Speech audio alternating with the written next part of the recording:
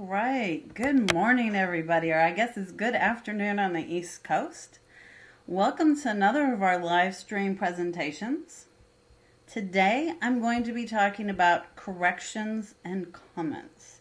And this is one of my favorite topics. I'm a product manager here at Ancestry.com. And I have worked on many of the search products over the last 4 years. And one of the first ones I worked on was corrections and comments. So I think I know a little bit about this one, and I am excited to be able to share it with you. This one is all live demo. So let us go ahead and look at what we can see. All right, let me make sure here that, okay, yes, that's the right screen. Okay, so when you're searching for someone, and I'm going to pick up someone that I know that we have corrections and comments on, and this is my, I think, 4th great grandfather, and his name was Tarleton Gillespie. And I know that he lived in Amherst County, Virginia. Now you'll notice this has nothing to do with comments and corrections, but just a little bit of information here. If you pick from the type ahead, I can then set this one to exact because I know he lived his whole life in Amherst County. And that's only going to show me Tarleton Gillespies that come from Amherst County. It's a unique enough name that I know it's only going to show up a few times. All right, so I've done my search.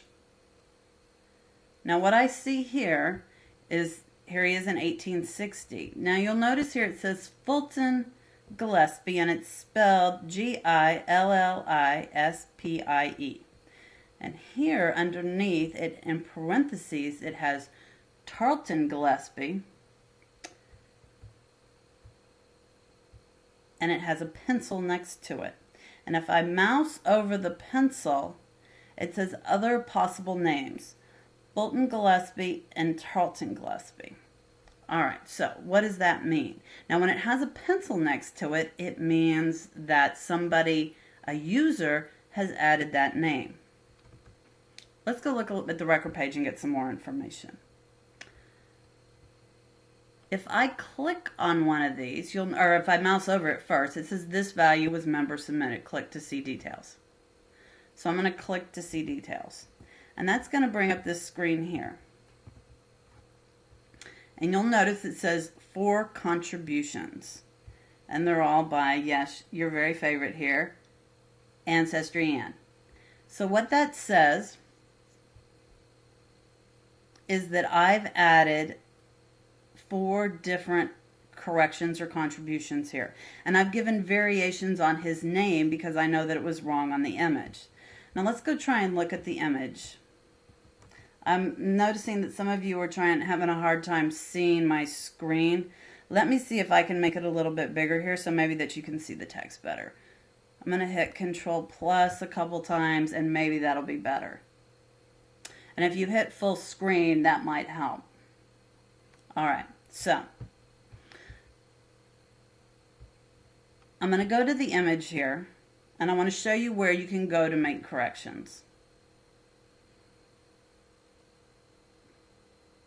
All right, so let's go find, and you'll notice that when you're looking at the image on any of the censuses, you should have down here a index panel.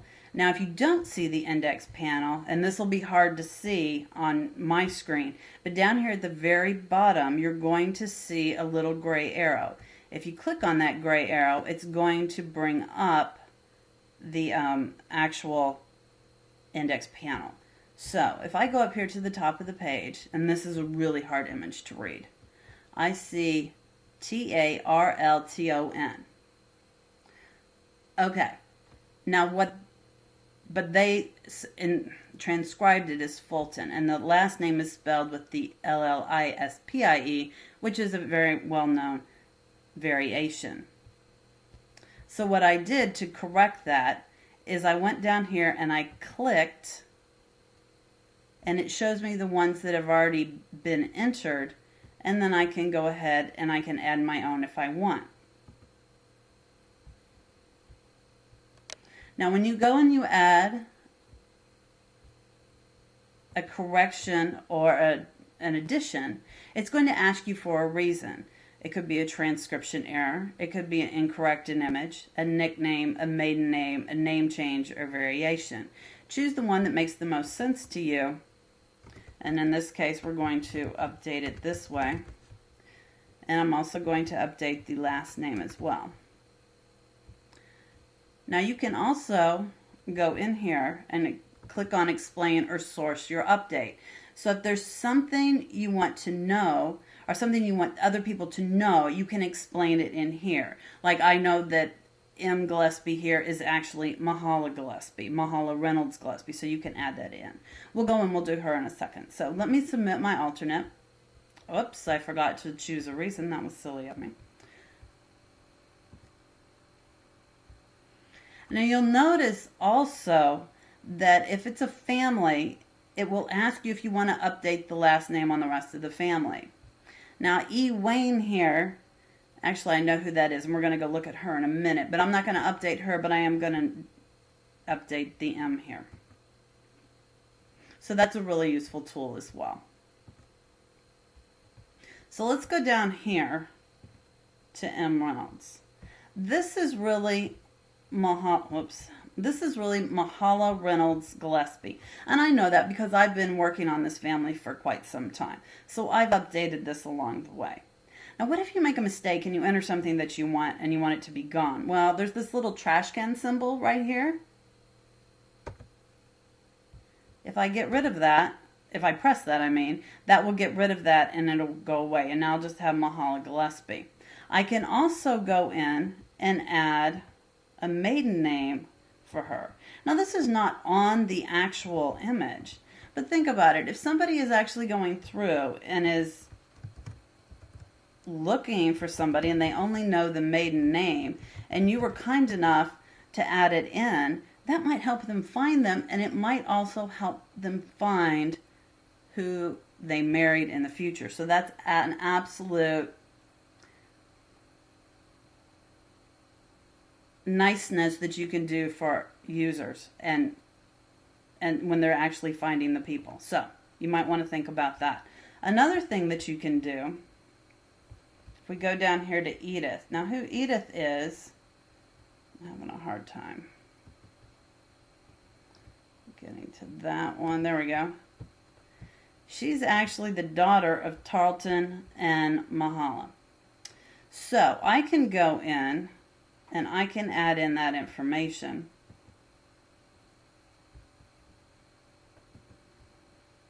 So what I'm going to do is I'm going to say transcription error, and I know this is Edith, and I know her last name, her married last name is actually Waugh.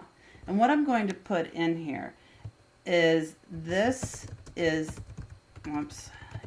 Edith Gillespie, who is the daughter of Tarleton and Mahala. She is the widow of Roderick Waugh. That's information that I know. That might be useful information for somebody who's coming along and looking for this. Because if you look at it, her occupation, and again, this is really hard to read on this image, is domestic. And people might just think she's a servant. But she's not a servant. She's actually their daughter. So that could be useful information. So if you have, and you know, as we go through here, think about the 1940 census alone. 1940 census has 138 million names in it, or 132 million names. We know there are going to be mistakes in there. We know somebody's going to read it wrong. Those images can be hard to read. So if you can go through and update it with something you know, one, it'll be easier for you to find again, and two, it's going to be easier for somebody else to find it, and you'll be practicing genealogical kindness. Now let's go over here, and I've got a 1940 in Delaware already pulled up. All right, and this image is really small, and this is our new image viewer. And remember, you can make these bigger if you go over here, and that should make it bigger. And what I want to look at right now is Raymond and Rachel Pearson. All right. Now, we do not have all the fields indexed here. This was our initial index. And you'll notice that there are mistakes in here in certain places. So let's go, and we notice that Rachel, Rachel, is actually here as Rochelle. Well, we want to update that. So I'm going to enter A, and I'm going to give a reason, and I'm going to say it's a transcription error. And remember that our indexes are not meant to be the absolute. You should always, always, always look at the image. This is the good stuff. It's the images. It's not the index. The index is simply a finding aid to help you find people, right? So remember to always go look at the images. All right, so I've updated Rochelle to Rachel. And then I notice up here, because I'm looking at the image, it says Gil up here, and down here it says Giel. Well, that looks wrong. So while I'm here, I'm just going to go update that one as well, because I want to be in a nice mood, and I'm just going to get these things updated. So when I go back and I look at the record page, and I go here, and I look at Rochelle, you might think to yourself, didn't she just update that? Why did it not update? Well, the reason that it didn't update is because it's not in our official store yet. So what does that mean, our official store, our official record store? So when we make an update, they go into a queue. And you think about it, on all the censuses, we get hundreds and hundreds of these every day. They have to be processed and put back into our index so that you can then have access to them. So when you make these changes, they're not going to appear on the record page right away, but they will eventually, and then you'll be able to see them like you did over here for Tarleton and Mahala. And they will show up over here. Now, there will be some times that you will see these changes and they will not be clickable and they will not have a pencil next to them. What that means is we've had two different indexes for a specific census or other data set that we're using, and we just have two alternates for that. But when they are underlined like this, you can go through and you can click on them. And if I go down here, I notice that somebody named David Stanley has made a comment. Now, the fact that David Stanley has taken the time to make a comment on one of my ancestors might mean that he's also a descendant of Tarleton Gillespie. He may not be, but he may be. He may know some more that would be useful to me. So how do you contact this person? Well, it's pretty simple. You just click on David Stanley, and it brings up his little card. He lives in Calhoun County, Alabama. He has 3 public family trees. And you can go and you can view his profile, and that'll allow you to view his trees, or you can contact him.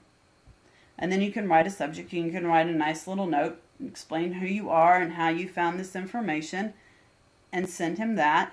And then, you know, sometimes people are nice and reply back, sometimes they're not. I mean, it just is what that is. So that would be one way to contact him. Because if somebody's taking the time to update one of your ancestors, they may have some more information from you. All right, so let's review. If you want to make a correction, there are 2 places to do it. One, you can do it here on the record page, and that is right over here in the upper left-hand corner under Page Tools. View, Add, Alternate Info. And you can make that change. You click on it, and it's just the same. It will show you all the corrections that are already there. And if there's no corrections, it will just allow you to add your own, and you click on Add Your Own. It will give you a list of fields that you can update. In this case, it's family number, name, estimated birth year, and birthplace. We do get the age and the birth year wrong. You always want to make sure you update that when you can.